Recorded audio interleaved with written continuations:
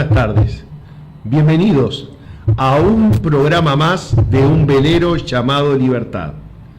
Desde las agudas paredes de radiarte.com, 18 de julio, 1805, una vez más, un gran programa, una vez más un programa de colección, un programa para que la magia de YouTube nos permita verlo tantas veces como sea posible.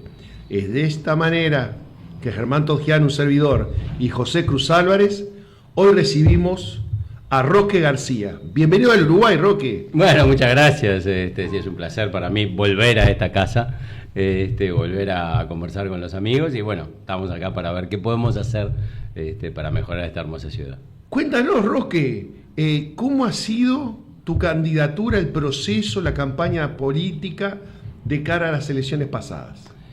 Bueno, mirá, yo estoy en política desde hace muy poco, ¿no? O sea, creo que voy a cumplir un año ahora, o sea, yo básicamente tengo 60 años, he estado muy poco en política. Sos un pibe. Bueno, gracias que vas a tomar.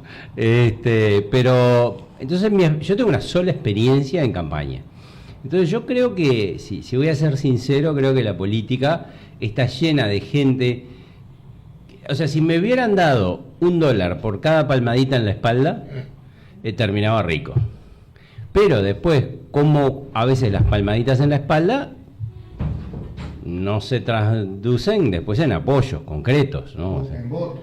Sobre todo ni siquiera en apoyos, o sea, porque sin votos, si vos me decís, Roque, mirá, qué crack que sos, voy a ir contigo, y después no contestás el teléfono y no vas a ninguna de las reuniones, bueno, o sea, yo creo que hay mucho de eso, ¿no? Creo que es un poco mi experiencia. Yo lo que aprendí es que, bueno, los movimientos políticos, o lo que a mí me pasó, es que nosotros arrancamos con mucha fuerza y después la campaña se fue desdibujando. Si tú ves cómo crecíamos en las encuestas, crecíamos hasta un momento y después nos desplomamos. Y eso fue lo que pasó. Empezamos con un 0,6, subimos un 1, íbamos a un 2, íbamos a un 2,3, bajamos al 2, bajamos al 1 y terminamos con un 0,6. O sea, hicimos el ciclo completo. Nosotros hace por lo menos un año que no nos vemos, por eso hay mucha pregunta para atrás. Dale. Y te quiero preguntar, ¿cómo te resultó la política? ¿Era lo que querías? ¿No te gustó? Bueno, sigo, así que no puedo decir que no me gustó porque sigo. O sea, porque sí. Está eso del que va a estar contigo, después no está el que te dice, mirá que mañana te traigo a qué, y no, y sí.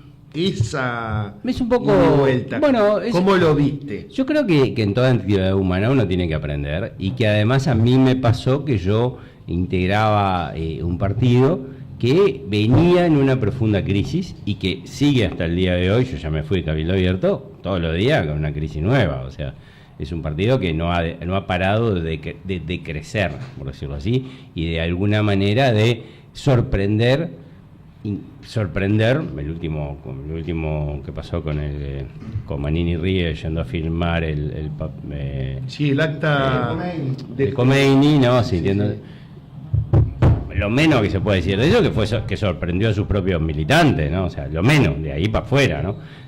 Porque sorprendió. Entonces, yo creo que a mí me pasó también que yo venía, y mucha gente veníamos con muchas ganas de hacer muchas cosas, y bueno, a veces yo sentía que subía por una escalera y la escalera se iban rompiendo los escalones, ¿viste? Como a veces en los dibujitos, ¿no? Sí. Entonces, no avanzaba. Pero contestando tu pregunta, yo quedé contento, conocí un montón de gente que me apoyó, muchísima gente que me apoyó, muchísima gente que... ¿Cuántos votos? Yo 6.000 y pico votos. 6.000 ya. Pero Cabildo Abierto en Montevideo en las elecciones anteriores había sacado 17.000 votos. Y sin embargo muchos de los dirigentes salieron a la calle a decir no hay que votar porque yo me fui de Cabildo. O sea, hubo dirigentes importantes que no respaldaron la candidatura. Y hoy, bueno... Entonces, pero bueno, yo creo que son vaivenes de la política y aprendimos y estamos. ¿Te sentiste candidato de Cabildo o de la coalición? Yo siempre me sentí candidato de la coalición, siempre lo dije, ¿no? Yo representaba a Cabildo en la coalición Y yo creo que una de las cosas que pasó es que yo creo que, porque en Uruguay hay una ley de lemas y hay que respetarla. O sea, nosotros, si vos sos candidato por un partido, sos candidato, y el partido se llama Coalición Republicana, yo tenía que ser candidato por la Coalición Republicana. Mis votos se iban a sumar, se sumaron efectivamente con lema, ¿me entendés? Y con lema y con Virginia Cáceres. Entonces, y yo Cabildo no había participado en las internas, que es una cosa que quiero para adelante. Vos necesitas participar en las internas, porque participando en las elecciones internas de un partido, vos tenés una silla para donde se deciden las cosas. ¿Me entendés? A mí eso, yo no llegué a Cabildo con la posibilidad de influenciar en los órganos de decisión. ¿Me entendés? Yo simplemente hablé con los convencionales, me votaron, gané, porque se acuerdan, yo competí con Javier Cabo, gané bien, pero también después se tomaron decisiones que yo no terminé apoyando y no podía influenciar. ¿Me entendés? Y bueno, ese es mi... Bueno, fuiste candidato de la coalición junto a otros dos, junto a Cáceres y a Lema. Hubo una coordinación, se rejuntaban los lunes, se hablaba un WhatsApp común. Nada. Así no se puede ir a una elección. Claro, no solamente no se puede ir, sino que, como todo, viste, cuando vos... la política también es un diálogo con tu adversario político. Un diálogo. Y en ese caso no hablamos de adversario. No, pero yo te digo. La misma cancha. Claro, pero nosotros tres competíamos con los tres. Sí. Y nosotros, el Frente Amplio de Montevideo tiene 300 comités de base. 300. O sea, ponele, ustedes que conocen Montevideo mejor que yo, capaz. ¿Cuánto sale el alquiler de un comité de base? ¿20.000 pesos? ¿30.000 pesos? Depende de la zona. Para empezar. Depende de la zona. Pero, grande, chiquito. Pero el promedio, ¿viste? Uno lindo y uno feo, ponele 20.000 pesos. Más un muchacho que te lo limpia, más un cartel, más una pintura. No, limpian ellos. Pero tiene que estar. Tiene que estar. Tienes que pagar la luz y el agua. Ponele que vamos a poner $500 promedio por... son 300. Son $150.000 por mes. Todo el año. Todos los años, no todo el año, todos los años. Esos 300 comités de base son controlados por 7 coordinadoras, si me equivoco. Cada una de esas coordinadoras tiene diputados asignados. Diputados, o sea, sos el diputado tanto y vos tenés que... Con conferencias rotativas en cada comité, con tiempo de antelación, de pedir la reunión, gente importante, no va cualquiera, va altos jerarcas. Bueno, los cuidan, entonces ¿qué pasa? Cuidan. Vos competís contra eso, porque como la gente compite, pues yo decía el diálogo con tu oponente político, y nosotros no sé, los blancos no tienen tanto, los colorados tienen uno, si tienen, no sé, o sea, hoy por hoy no sé cuántos clubes políticos del Partido Colorado están abiertos, venimos a decir que está la sede central y pues más nada, y sin embargo los otros siguen, entonces no coordinamos, no tuvimos un programa único, fuimos, bueno, y así nos fue. Igual votamos mejor que la elección anterior, subimos un 3%, igual el frente bajó, pero el que ganó fue el voto en blanco. No sé si me explico. O sea, sí. Nosotros subimos un poquito, el frente sigue bajando, pero la gente... Que no se anima. Que no se anima o que no vio en nosotros una propuesta con posibilidad de éxito. Lo que pasa es que no la vio porque no pudo, porque no se ve. No es porque no le guste. Es que no llega porque no se ve, porque hay que tener plata para que llegue. No solamente tener plata, hay que tener estructura. Hay que tener periodismo, hay que tener debates en televisión, hay que tener una cantidad de cosas que a la larga es plata. No está saliendo. Yo coincido contigo, ahí se necesitan cosas, de eso se necesita dinero, también se necesita lo que Sí, pues está bien. lo que se llama en la jerga estructura, ¿no? O sea, estructura, necesita un puntero en Casabón, un puntero en Casaballe, un puntero en 40 semanas. Eso come todo el año. Hay que darle transporte, hay que darle los medios. Y Montevideo lo han dejado de lado. Totalmente de acuerdo. Y también lo ha dejado de lado la dirigencia de cada partido, porque yo no veo ningún alto dirigente de un partido blanco que vaya a un comité. No, pero no solamente, no les interesa. pero no solamente no existe la comida, pero por eso digo, nosotros nos enfrentamos a una maquinaria súper aceitada, ¿no? Que repite las consignas y que además tiene mucha cercanía con la gente, que también hay que decirlo, o sea, hay gente que vota por ideales, pero muchísima gente vota por afectos. Sobre todo a nivel municipal, porque a nivel municipal le influye mucho más el voto al vecino que a nivel nacional. y en el interior multiplicado por 10. Y acá, si vos estás en un asentamiento y los únicos que te van a visitar 2 o 3 veces al año son los de Frente Amplio, porque vean un cartel grandote con la cara de candidato A, B, C de la coalición republicana, no lo van a votar. ¿Me entendés? Entonces, perdón. Bueno, entonces tenemos la primera conclusión. No hubo coordinación. Para nada. Bueno, no hay coordinación. ¿Qué es lo que viene después de la coordinación? Diálogo. ¿Hubo diálogo? Sí, diálogo sí, porque aparte nosotros tanto con Virginia como con Martín, realmente teníamos muchas ideas en común, ¿me entendés? Entonces fue fácil, pero el diálogo era nuestro, no institucional, que son dos cosas distintas. Sí, claro. Hola Martín, ¿cómo andás? Bien, que el otro, nos juntábamos, sacamos una foto, todo eso. Pero no es que había 5 técnicos del Partido Nacional y 5 técnicos del Partido Colorado y 2 técnicos de Cabildo sentados diciendo vamos a hacer un programa para Montevideo. Eso no sucedió. ¿Cuántas veces se presentaron los 3 juntos? Cuando nos porque nos llamaban, íbamos los 3 al mismo programa de televisión, ponerle. No, yo te digo en la campaña. Nunca. No tuvimos un solo acto juntos como en realidad tuvo el frente. El frente, todos los actos iban ellos los 3. Bueno, muchas fallas, Roque. Sí, claro. Mucho para arreglar. En eso estamos. En eso está. En eso estamos. ¿Estás vos solo o estás con otras personas de otros partidos tratando de arreglar eso? Bueno, yo tengo un movimiento que se llama Recuperar Montevideo, sí. ¿no? Cuando Cabildo, después de las elecciones, ¿no? Yo digo, bueno, perdimos, pero vamos, hay que levantarse y seguir. Y me empiezo a dar cuenta que la idea de los 2 diputados de Cabildo, de Perrone y Silvana, es votar la ley de presupuesto. Y eso se da como un tren frente por frente contra lo que estaba escrito en el programa de Cabildo. El programa de Cabildo decía que había que gastar menos, había que checar el Estado, estaba en blanco sobre negro. Entonces, negro sobre blanco, perdón, pero estaba escrito, o sea, lo podía leer cualquiera. Entonces yo me comuniqué con los 2 y le dije, con el general Manini, no se puede votar esto. No le podemos pedir el voto a la gente para hacer una cosa y después que nuestro diputado vote en otra.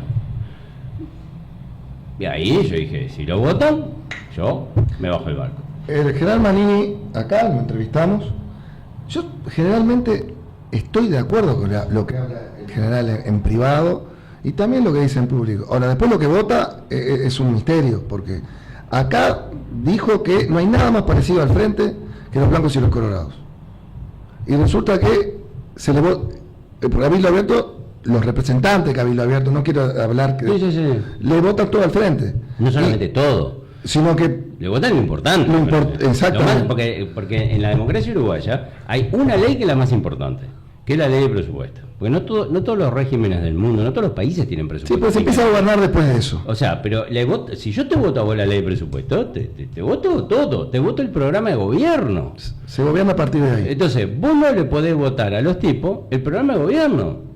Y se lo votaron. Y ahí cuando se lo votaron, yo dije, para hacer eso, para mentirle a la gente, para decirle, nos vamos a poner a esto y después de cosas, no me necesitan a mí, miéntanle ustedes solos. Bueno, cuando yo me voy y me llevo la gente que me sigue y decimos, bueno, vamos a armar un movimiento que se llama Recuperar Montevideo.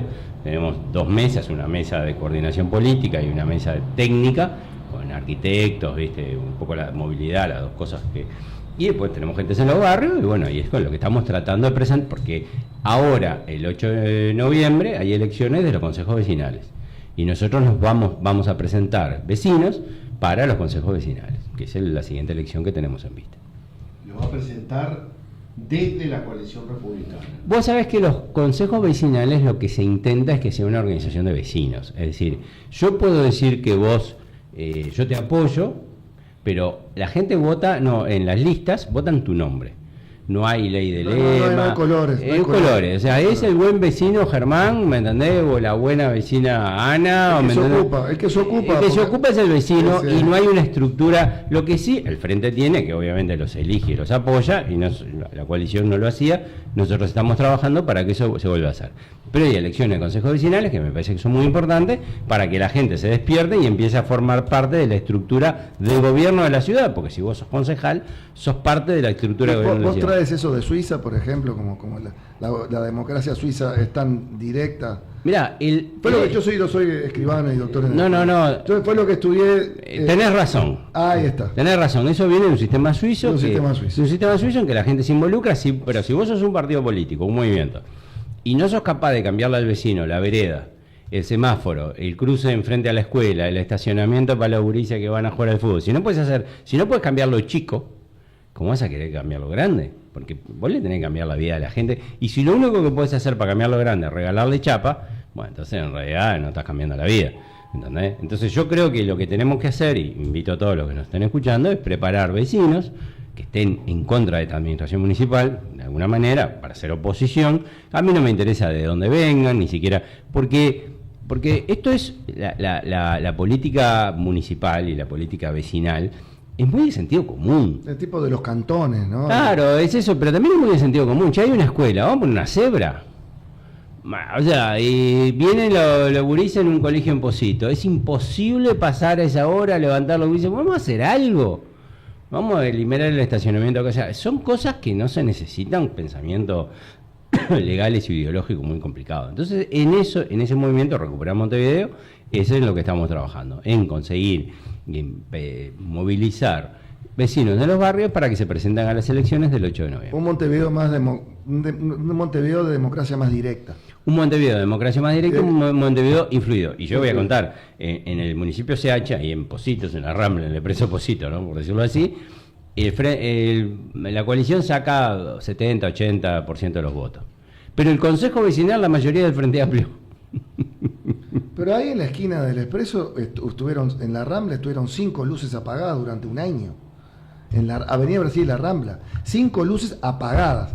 Y toda esa Rambla está a media luz, está amarilla, y no sé por qué no cambian las bombas de la Rambla. Es lo único que tenemos para mostrar. Viene un crucero, lo llevan a la Rambla, bueno, ahora está a media luz. Y bueno, más romántico. Sí, pero Montevideo tiene un departamento de turismo. Tenemos un ministerio de turismo. Presidencia tiene un departamento de turismo y después tenemos un ministerio de turismo. Claro. Entonces tenemos una estructura de turismo que yo no sé cuántos se chuparán para que nadie pase y diga hay que cambiar 5 bombillas de luz. Bueno, esas son las cosas que nosotros queremos, darle más poder a los vecinos. Era parte de nuestro programa y en eso estamos. Eso es Recuperar Montevideo. Y ya hablaremos de eso nuevamente. Dios quiere. En profundidad. Por ejemplo, vamos a empezar a analizar el primer año de Vergara. Uh-huh.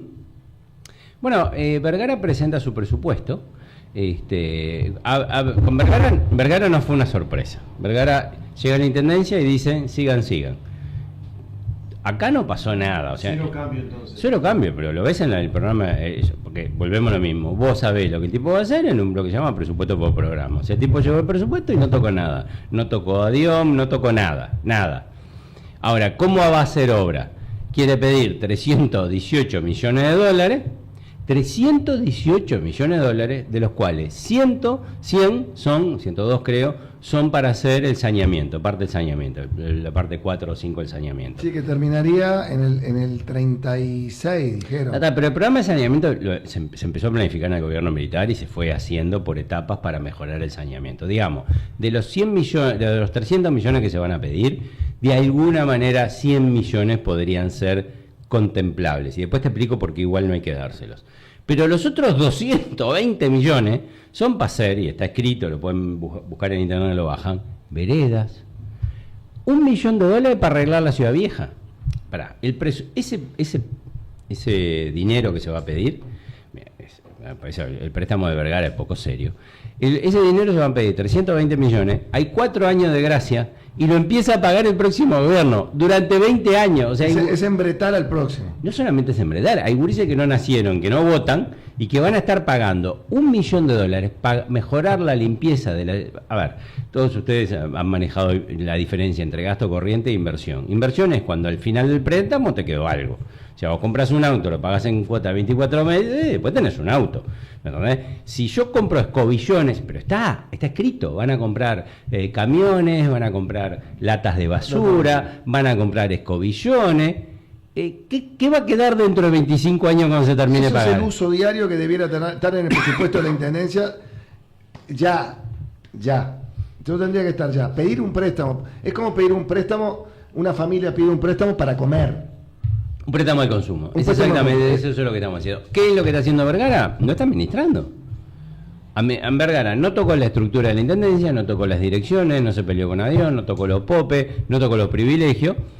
está apoyando el tren de Salgado, el túnel de Salgado, porque básicamente es un túnel de Cutsa, porque va a Cutsa. Ahorra 4 minutos. No, pero, o sea, que también nos vamos a poner a ese coso, como si lo vas a salir, saldremos a juntar firmas, vamos a hacer lo que sea, nos vamos a poner, pero también no queremos oponer al préstamo. O sea, el préstamo también es una locura. Y hoy también me desayuno con que el Pacha Sánchez quiere pedir otros 350 millones de dólares para hacer convivencia en los barrios. Yo pensé que le pagábamos a la policía. ¿Y qué es para un asado? Pero volvemos a lo mismo. Si yo pago, o sea, viste que hay una... Vivimos tributando doble. Vivimos tributando doble, pero aparte, para comprar cosas, o sea, ese préstamo también se va a pagar a 20 años. Hay un gurí dentro que ni nació que va a pagar un préstamo que se está debiendo plata por un escobillón. O sea, por eso digo, los 100 millones de dólares del saneamiento, la extensión del saneamiento, sería una cosa que vos podés pedir plata a 20 años porque el saneamiento va a quedar, un saneamiento duran 100 y pico de años. Pero vos fíjate que están pidiendo 100 millones de dólares. El déficit que dejó Carolina Cose en la intendencia fue de 90. Es decir, si apretás un poquito en 4 o 5 años, generás los 100 millones de dólares que vas a pedir.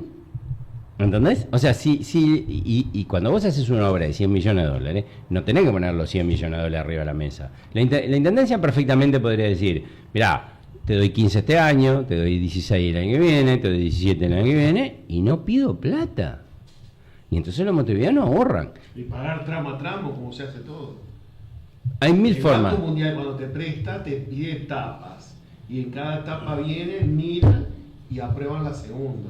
Entonces, ¿qué pasa? Porque también una de las cosas que también hay que decirle a la gente es que en un mundo en guerra, en un mundo en que el dólar se volatiliza, porque los préstamos son a tasa variable, no son a tasa fija. Es decir, si mañana el préstamo que te da esos bancos son así, yo te doy 100 millones de dólares, ¿cuánto va a salir la tasa dentro de 10 años? No sabemos. Lo que me salga a mí salir a buscar 100 millones de dólares ese día. No sabemos. Entonces, estás recontra clavando a la gente y le cobras. La Intendencia de Montevideo recauda 2 millones de dólares por día y además el gobierno central le da 600.000 dólares por día.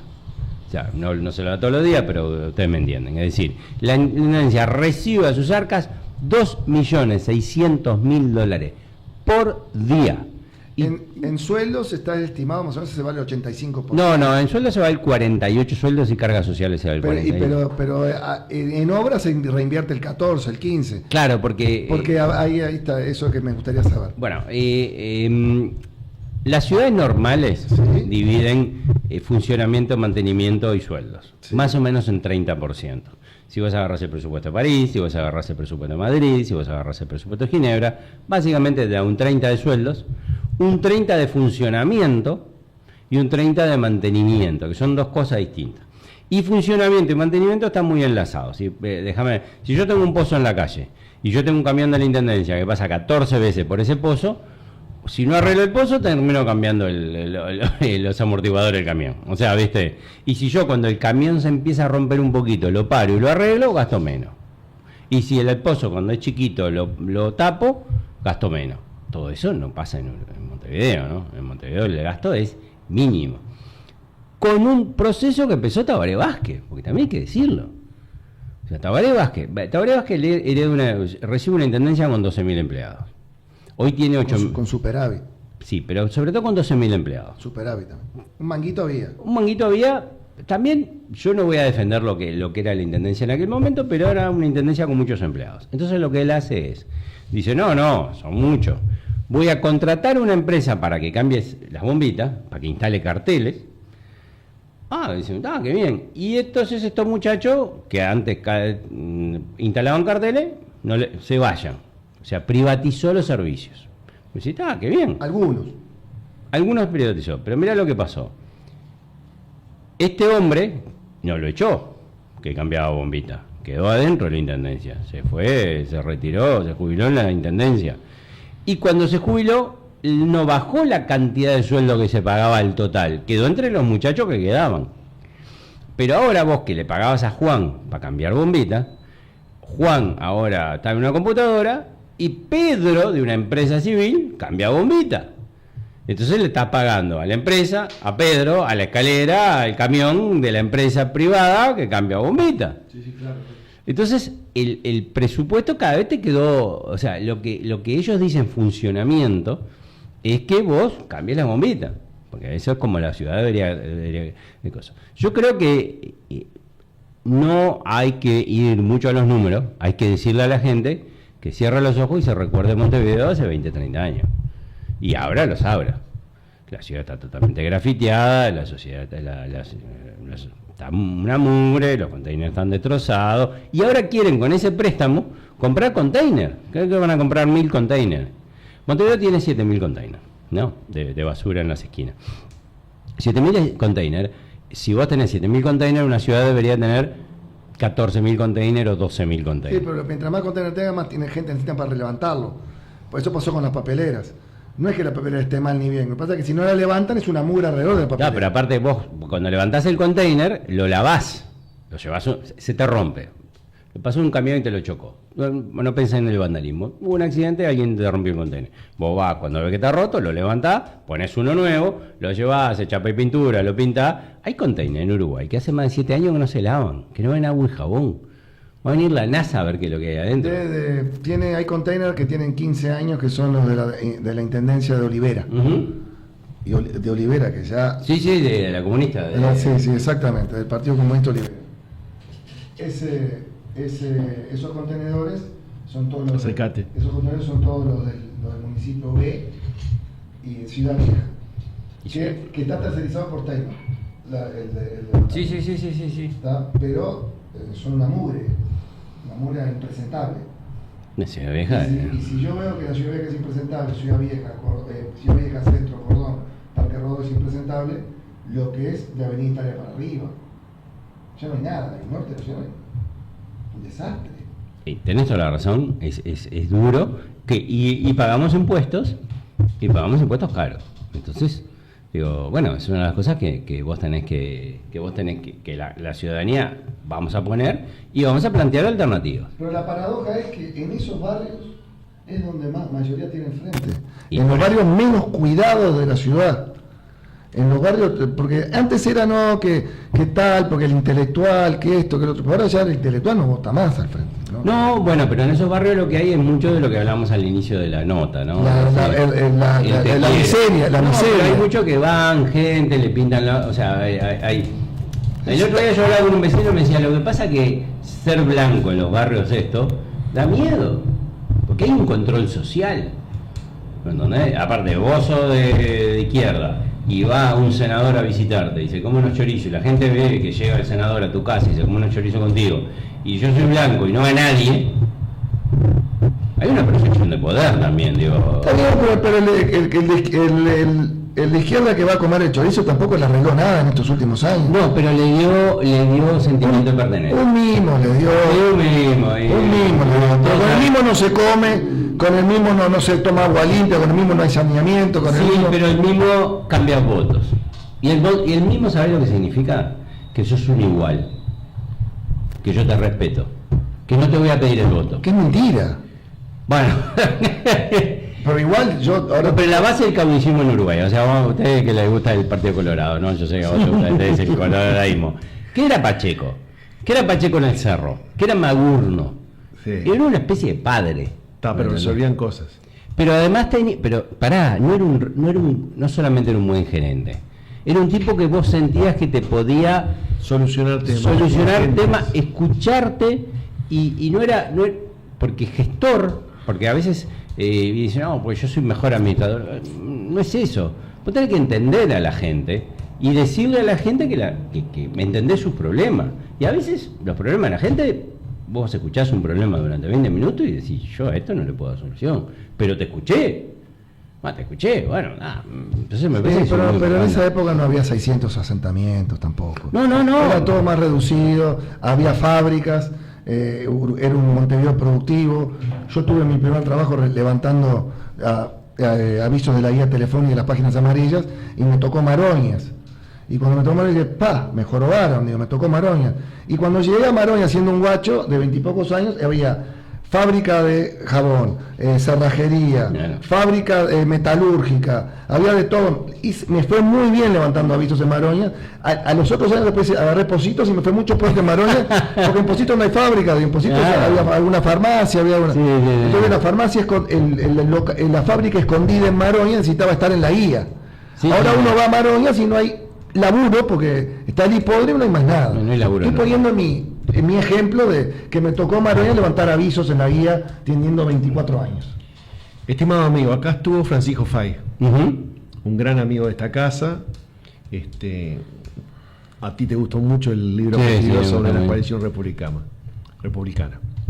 ¿Cómo hacemos para crear la coalición republicana? Déjame decir, a ver, 30 segundos. Pienso en lo que no hay que hacer. Juntarse 15 días antes. Pienso en lo que no hay que hacer. Pelearse en estos 4 años que quedan, que no sé si son 4, ya son 3, entre ellos. Te digo otra cosa que no se debería hacer. Votar divididos todo. Eso no es coherencia, porque la gente te va a pedir que seas mejor que el oficialismo, no que seas otra cosa desorganizada, pero con otros López. Bueno, yo creo que lo primero que hay que hacer es lo que ya hizo Francisco Fay, que es un análisis, yo te diría que metapolítico, está mucho más cerca de la filosofía que de la política, ¿no? Yo les recomiendo a todos que lean el libro. El libro es realmente un análisis metapolítico, es más allá de la política, tipo llega a la política partiendo de la filosofía. Y realmente se da cuenta que dice, blancos y colorados se han definido durante más de 100 años. Yo soy blanco porque no soy colorado, y el colorado es mi enemigo, mi adversario político, y los blancos al revés, blanco y colorado en eso. Y mientras que el Frente Amplio a todos los pone en una misma bolsa, se sube a una superioridad moral, y ellos hablan de, o sea, si vos sos oligarca, yo ya te estoy poniendo en el lado de los enemigos, pero enemigos. Sí, como que se robó la ética. Se robó la ética, pero además tiene una ética amigo-enemigo. Tiene una ética, o sea, el libro está clarísimo. En el libro te demuestra, o sea, Arim miente a cara de perro, pero miente a cara de perro sabiendo que miente, y el Pancho Fay lo escracha en el primer o segundo capítulo, y te muestra como una persona que no es que le falte información, miente a cara de perro para facilitar al partido Frente Amplio. Entonces yo creo, el primer paso es, tenemos un libro que para la intelectualidad le da herramientas, primera cosa. O sea, que siempre hay una parte, digamos, ideológica. Después yo creo que tenemos líderes que están empezando a entender. Entonces, ¿qué es lo que hay que hacer? Hay otros que no entienden. Bueno, está bien, y ahí yo voy a ir a una frase de Aparicio. ¿Vos decís que es parte del proceso? Yo digo que con poste podrido no se hacen corrales. El que se quiera quedar afuera, que se quede afuera, bienvenido. O sea que no, mi experiencia en la política es que más vale ser poco y bueno que mucho y de perdigadito.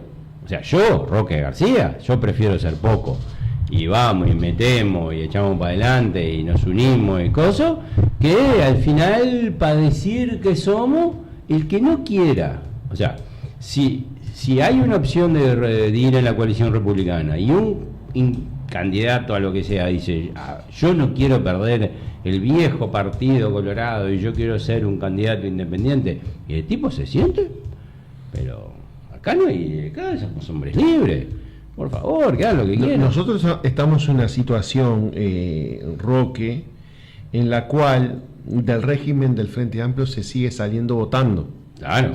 Hay otros países que no. Venezuela no arregla nada con elecciones. Vamos a votar al Ministerio de Justicia, así seguimos en esa línea, ¿no? Cuba tampoco, Nicaragua tampoco. O sea, tenemos todo para pasar de un gobierno que integran fuerzas antidemocráticas a pasar a un gobierno republicano. Capaz que lo aclaramos un poquito. Las fuerzas antidemocráticas son el MLN y el Partido Comunista. Y el Partido Comunista, que reivindica un ideal que mató 200 millones de personas en el mundo. Sí. ¿Sabes por qué son 200 millones? No. Porque el que hizo las cuentas en su momento se cansó de hacer cuentas. Entonces, ten en cuenta que estamos frente a un valga la redundancia, a un Frente Amplio radical, donde los sectores moderados dejaron de existir o son simbólicos, increíblemente tenemos la opción de que votando un domingo pasamos a otro, pero debe ser algo ordenado, coherente, estructurado, porque si no es así, por más que tengas más votos que el Frente Amplio, sabe que se está pariendo un montón de partiditos pequeños antifrentistas que pueden llegar a votar por fuera de la coalición. Esa atomización en esta vuelta a Delgado y a la coalición le hizo mucho daño, porque tiene por lo menos en el Senado. Pero tiene mayoría parlamentaria el Frente teniendo un 46% de los votos. O sea, bueno, eso porque nosotros usamos un sistema el tema de de banca que se llama Ley Don, que conoce. Entonces eso fue terrible, porque después en el cabeza a cabeza perdió Delgado. Pero hubiera quedado sin Senado y sin diputado. Salle va a repetir. ¿Viste esa cantidad de partiditos que todavía no están todos? No, hay varios. Hay varios que van a surgir. Sí. Van a meter algo. Y eso, si no está estructurado, coordinado, o si ellos no ven estructura y coordinación, se van a tirar solos. Y vamos a tener un replay. España. Bueno, pero vos ahí tenés que ver. Yo creo que falta, ¿no? Por suerte falta, pero cada día falta menos. Yo soy de los que digo que el pie manda. Acá esto es truco, el pie manda. ¿Qué dicen los grandes popes? ¿Qué dice la calle? ¿Qué dice la calle? No que dice ahora, porque ahora no es el momento, pero en un momento van a tener que decir, soy el pie, vengan. ¿Qué dice Ojeda? Voy. Porque yo no tengo carta, no voy a pensar que soy el que no soy. Entonces, si el pie manda, yo voy. Si el pie me dice, no tengo nada, yo juego por la mía. Esto es como el truco, no sé si me explico, ¿me entendés? Entonces, ¿qué van a hacer los grandes popes? Y yo grandes popes hablo de los grandes tipos que llevan decenas o centenas de miles de votos. No es el caso de Salle.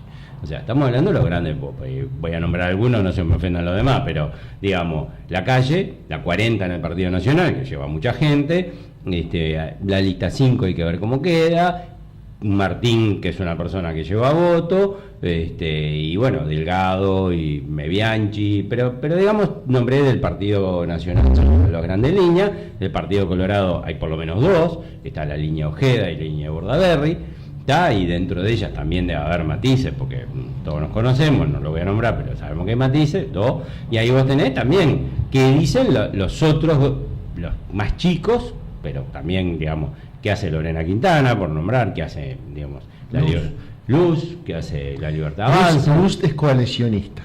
Yo creo que Luz es coalicionista. Va a buscar una manera, nos dijo acá, una de manera que con esta constitución que votemos todos juntos. Sí, porque yo le pregunté si había que reformar la Constitución. La Constitución del 67 es abierta, sí, que da para reglamentar de otra manera la forma de votar.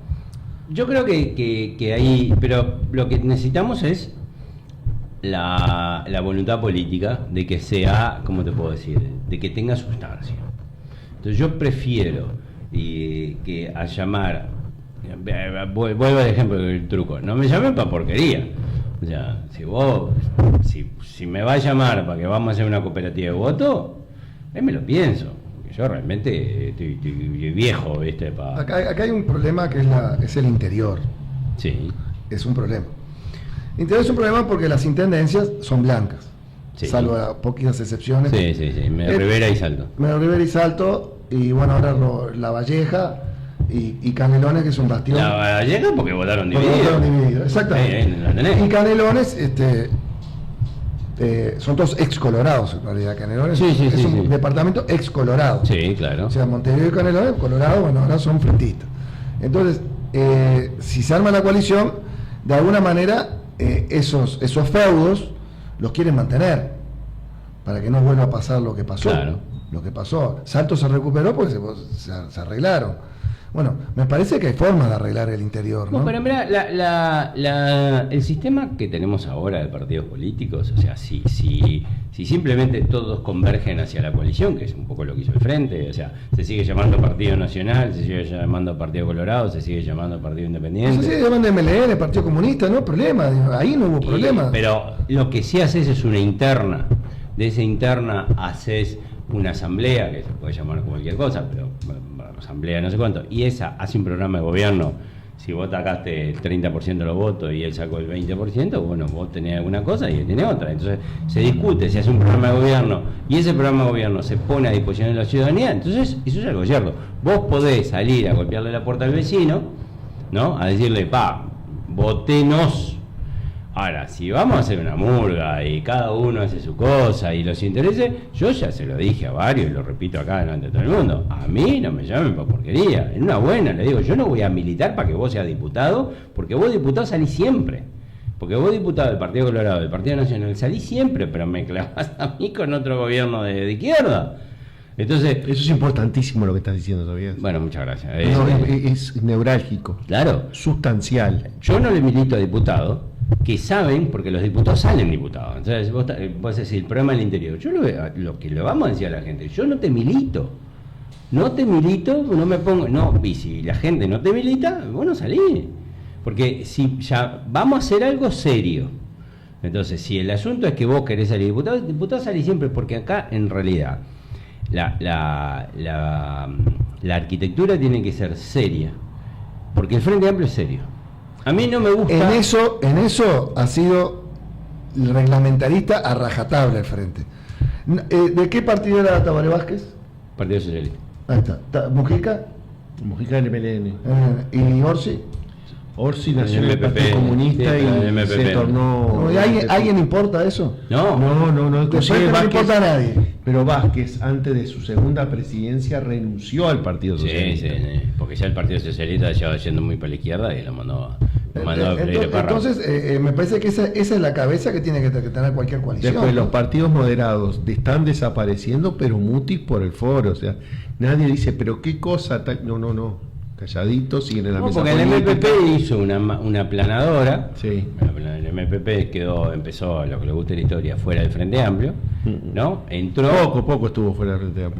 Bueno, pero Sereñi quería que entuviera, se fue por eso, Tabaré lo hace entrar, y Sereñi básicamente dice, si lo dejan de entrar, se comen el Frente, y hoy son el 80% del Frente, o sea, él y su satélite. Sí, y puede ser, además que Sereñi haya tenido problemas morales con el MLN. No. Pienso que también. Yo creo, es historia antigua, ¿no? Para la juventud que nos escucha, sí, pero yo creo que sí, yo creo que hoy el MPP es una fuerza que se está comiendo todo y bueno, está muy bien organizada. Pero de todas maneras, los que no son del MPP o no son del Partido Comunista, que hay un montón de Frente Amplista, saben que hay estructuras que funcionan. Y entonces en política la estructura es importante. Entonces, nosotros estamos construyendo nuestra estructura, que para nosotros es importante, en Montevideo, y diciéndole a la gente, bueno, el que le interese recuperar Montevideo, se ponga en contacto con nosotros y en los barrios que estemos vamos a intentar generar estructura. Para ver cómo funciona el Frente, lo bien que funciona, basta ver los ministerios, el origen de cada ministro, y ahí se van a dar cuenta cómo funciona el Frente. Pero el origen de cada ministro depende del partido que viene, de dónde arrimó los votos, de su caudal político y de qué micropartido dentro de la coalición Frente Amplista está. Es así de sencillo. No sé por qué se puede rehusar tanto los blancos colorados a eso. El Pancho Fay lo analiza y hay un poco de historia, pero también analiza los caudillos chicos, que dicen, yo tengo que competir y capaz que pierdan, pero si voy solo soy diputado igual. Porque te pasa que en el interior el tipo de diputado igual con pocos votos, votos para un pueblo. 4 o 5 mil votos. Claro, yo saqué poco, ¿me entendés? Pero son con pocos votos, tipo, y a él no le interesa, él ya la tiene la delatada. Entonces es porque lo que nosotros decimos, si es el asunto de asegurar tu banca, no te milito. Chao. Pero yo creo que volvemos a lo mismo, el pie tiene que llamar. Tiene 1 año, tiene 2 años, pero tiene que llamar en un momento. No mucho más de eso. No tiene mucho más que eso. Pero cuando llame, bueno, ve como el truco, me va a hacer la seña, vení y bueno, vamos. Y si no llama, bueno, ahí nos plantearemos todos cómo enfrentaremos a este Hablamos de la intendencia y de las elecciones a los centros vecinales, que tenemos para adelante muchísimo para hablar. Ya hablamos de la coalición. Ahora yo te quiero hacer una pregunta no es que estoy volviendo para atrás en la entrevista, pero quiero analizar un fenómeno. Cuando vos ibas que a vos te invitaron individualmente a varios programas, ¿por qué no digo, yo sé por qué, yo sé todo, pero quiero que vos desarrolles la idea? ¿Por qué cuando vos estabas haciendo tu plataforma política sobre, concretamente, un hecho que se iba a desarrollar, un hecho electoral, aparecía el tema del proceso de los desaparecidos? ¿Cómo hacían los periodistas para juntar a un candidato intendente con hechos que han pasado hace 50 años? Bueno, porque... 30 segundos más. ¿Qué nos está pasando que no podemos salir de eso? No, hay un negocio. Hay un negocio. Es un negocio, mirá. Pero vos escribís un libro, ¿no? Pero aparte, vos que sos una persona de 60 años, ¿qué tenías en el 73? ¿8 años? Sí, 6, 7 años. Es una respuesta que le di a la mujer. Sí, Si hubiera sido actor de esos hechos, bueno, vaya y pase. Pero vende libros, o sea, vos sacás Adelante, un libro adelante. sobre la guerra del 4 y vendés 500 ejemplares. Sacás un libro sobre la dictadura y vendés 3 veces más. Eso te lo dice cualquier persona que esté en la venta en libros. Es un negocio hablar de eso. Es un negocio, así como ¿se acuerdan cuando existía la prensa roja, ¿no? Que contaba los crímenes? Bueno, hay gente que tiene necesidad de hablar de eso.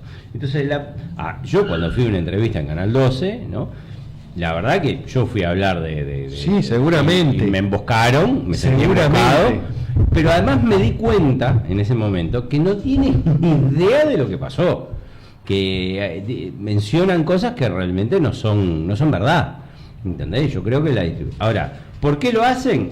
Y yo creo que porque es porque básicamente mueve, ¿me entendés? Mueve. Leonardo Abercon ha vendido una torta de libros y debe seguir vendiendo. Cada vez que saca un nuevo libro, que si tú lo analizás, no hay mucho dato nuevo. Hay un gran refrite de cosas y algún... Ahora, y la gran paradoja es que todo el mundo le gustaría saber dónde están los desaparecidos, no importa el color político. A todo el mundo le gustaría saberlo.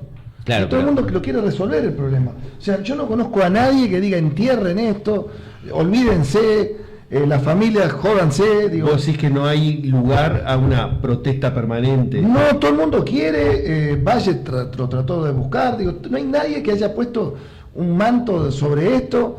Todo el mundo ha querido, lamentablemente no se ha dado, no sé por qué, pero no, porque aparte si hubiera habido algo, pero si hubiera habido algo realmente para levantar un gobierno del Frente Amplio, digo que es una de las banderas, lo podía haber sacado, pero no lo encuentran tampoco. Y para mí es una parte de la sociedad muy negra, porque la verdad es un tema que habría que todo el mundo juntos terminar. Cuando vos le pones luz a ese tema, vamos a ver, cuando vos le pones luz al tema y hablan una cifra de 197 desaparecidos, pero vos te das cuenta que 70-80%, o sea, en Uruguay hay 32, el resto son en Argentina, de Argentina 60% son detenidos y desaparecidos, un 40-50% nunca estuvieron ni siquiera detenidos, o sea, tipos que mataron en la calle. Entonces, que mataron, hay gente que las consideran desaparecidas. Homicidios comunes. Hay unos que asaltan un cuartel no me acuerdo dónde, la localidad en Buenos Aires, el ejército lo reprime, hay una patrulla del ejército los encuentra y lo fusila contra una pared. Esos tipos figuran como detenidos desaparecidos, nunca fueron detenidos ni un día, lo mataron en el mismo momento. Hay gente hay uno que lo sacaron de la pensión, algunos dicen que porque no pagaba, porque tenía problemas por alguien, le pegaron un tiro, lo tiraron en una cuneta y figura como detenido desaparecido. O sea, juntaron gente para pagarle a las familias, porque todo eso se le está pagando a la familia. Entonces, por eso hay un gran negocio. Entonces, hay un negocio enorme. Hay gente que cobró por estar detenida en Uruguay y estar detenida en Argentina. Sí, en Uruguay es 60 y pico mil pesos, ¿no? La pensión, más o menos. En realidad no es el punto. El punto es que, como te dije, hay todo un negocio, es un triste curro, lo desaparecido es un triste curro. Y cuando vos decís, entonces, ¿qué me queda? ¿Cuáles son los desaparecidos duros de Uruguay? ¿No? Entonces empezás, hay 2 casos de anterior a la dictadura, después hay 0 casos, y todos te pasan lo que se llamó la Operación Morgan, que es la lucha contra el Partido Comunista, que Arimendi lo detienen, no le pega ni con una lechuga, y un día lo pone en un avión y se va para Rusia. Al otro día Uruguay le compra las turbinas a Rusia, que son las que están andando todavía en Salto Grande, a Ucrania, ¿no? Básicamente, Y un día, oh casualidad, aparecen todos los archivos del Partido Comunista. Todo el aparato armado del Partido Comunista. Todos sabemos que fue un cambio. Los rusos querían a Arismendi por un tipo que los querían proteger, y los uruguayos querían los archivos del aparato armado del Partido Comunista. Y los tuvieron. O sea, se cambiaron pelo a pelo. Hay que, lo que pasa es que pero después hubo una cacería. los fueron a buscar, Una cacería. y cuando se les quedaron en los interrogatorios, cometieron el delito de esconder los cuerpos. Entonces, ¿por qué no aparecen los cuerpos? Porque fue un delito. Porque fue un delito. Fue un delito que se da en 20 y pico de casos. Y no les dio el cuero para hacer una amnistía tipo Sudáfrica, por ejemplo. Que Bueno, los militares en su momento no quisieron. no quisieron. No. Los militares estaban convencidos que habían cumplido con el deber y listo. Y la población le dio la razón porque las 2 veces que se votó, la gente dijo, está, olvídense de esto, no complica más. Entonces, pero aparte de los números, si vos te das cuenta que en Montevideo mueren 20, 30 personas por mes, capaz que más, o sea, en Uruguay 20, 30 personas por mes, pues estábamos a 300 por año, más o menos 300, 400 por año, y vos seguís hace 50 años que murieron en circunstancias dramáticas 30 personas, acá tiene que haber una conjunción de intereses. En Uruguay, por causas naturales, mueren a 300 personas por día. Tú nombraste la solución sudafricana. Sí. España no tuvo solución. Bueno, pero son contextos totalmente diferentes, ¿no? Sí, en España hubo una guerra civil. En España hay una guerra civil ahí, y es anterior a la guerra civil, porque vos no podés entender la guerra civil si no entendés la persecución religiosa, la monja que quemaban, y el socialismo, o sea, Francisco Franco, es un general republicano, si te gusta, porque él fue uno de los que sofocó la revuelta en Asturias.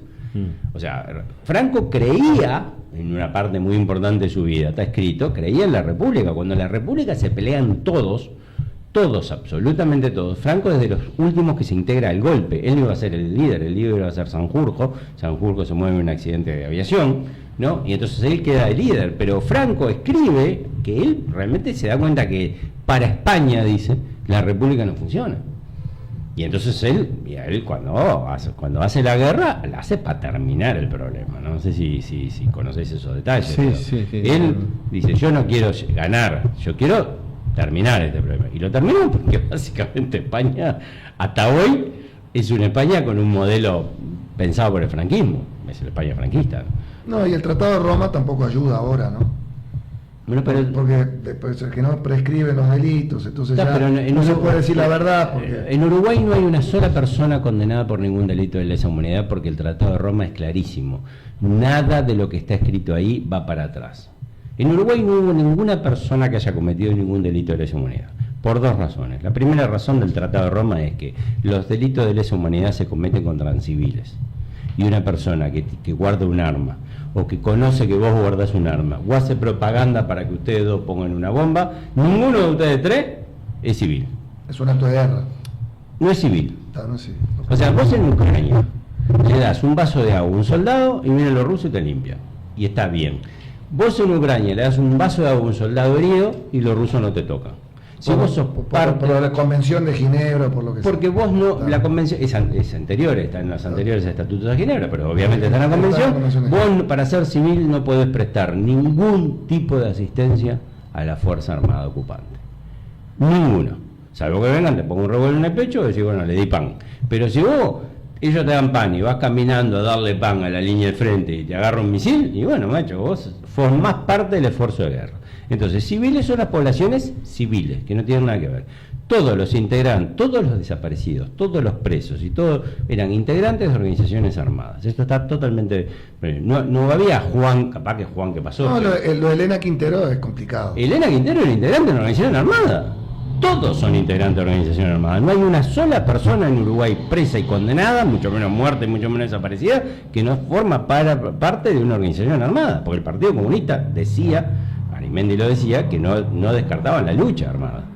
Entonces, en Uruguay lo que hay es mucha mentira. Cuando lo pone Lu, decir, pero son crímenes de lesa humanidad, no. La Suprema Corte ya lo barrió hace años. En Uruguay no hay una sola persona condenada por un solo delito de lesa humanidad. No, y no va a haber. Los condenados de Domingo Arenas, ¿por qué están ahí? Por delitos comunes. Por delitos comunes. Sí, pero el delito común prescribió. Pero los años que la ciudadanía votó la ley de caducidad no se los consideraron por la prescripción. Uruguay le va a pagar a todas las familias de los presos en Domingo Arena una fortuna. En algún momento sí, seguramente. Una fortuna, pero una fortuna. ¿Cuántos presos hay ahora? Miran a ver unos 20, 30 presos y algunos Y más. todos jóvenes. mayores de 80. Sí, no todos, pero algunos no sí. quiero que los viejos se me ofendan porque alguno es un poquito más joven, ¿no? Sí, pero 70 y pico, sí, no puede tener menos. No te puede tener menos. Y además, No puede tener con prisiones preventivas. O sea, la prisión preventiva es... Sin juicio. Claro, porque la prisión preventiva es cuando vos te podés fugar, podés cambiar las pruebas, Tienen 80 años, están en silla de ruedas y lo mandan preventivamente preso. Es una casa de brujos, es una venganza que organizó el Partido Comunista, que puso a Percivale y que puso a Díaz, y que si esto se para y se les cae el andamiaje, mandan que rendir cuenta.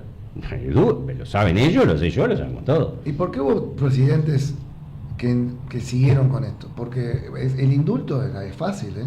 El indulto es decir, tal, un indulto y punto. Porque ahí está lo que ¿por qué? ¿Por qué no? Bueno, porque yo creo que presidente no sé, porque en realidad Valle hace la comisión para la paz, después viene el gobierno del frente, que es tanto Tabaré Vázquez como Sereñi quieren respetar la ley de caducidad, hay que decirlo. Sí. Es el MPP, es que nosotros no nos defendemos en el caso Hellman. Nosotros no nos defendimos en el caso Hellman. En el caso Hellman es que lo vota la Corte Interamericana de Derechos Humanos, que la Corte Interamericana de Derechos Humanos es bancada por los gringos. Porque los gringos que son amigos, pero son amigos a sus intereses sobre todo, sí. Dicen, la represión de las Fuerzas Armadas en América, sobre todo en Argentina, fue muy dura, vamos a sacarnos otro tipo encima. Y lo que nosotros agarramos es el efecto colateral. Pero ahora ya cambió la composición de la Corte. Porque ahora cambió el tema en Estados Unidos. O sea, el mundo cambió en los últimos 10 años. 6 meses. Pero más de lo que cambió en los últimos 50, 60 años. Sí, probablemente sí. O sea, en los últimos 6 meses el mundo cambió Yo mucho. dije 10 años teniendo en cuenta el primer gobierno de Trump. Por eso, teniendo en cuenta el primer gobierno de El Trump. gobierno de Trump no cambió tanto como cambió los últimos. Sí, ahora. Con el última alineación estratégica.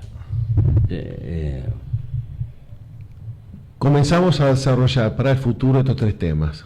Hoy me parece que hemos llegado al final, ha sido un inicio y le deseo lo mejor en su futuro, en su fuerza política que está desarrollando, esta es su casa, y le digo a los oyentes que tengan un muy buen retorno a casa, un feliz descanso y un mañana mejor. Nos vemos pronto. Gracias, empezó el ciclo. Muchas gracias. Muy buena, che.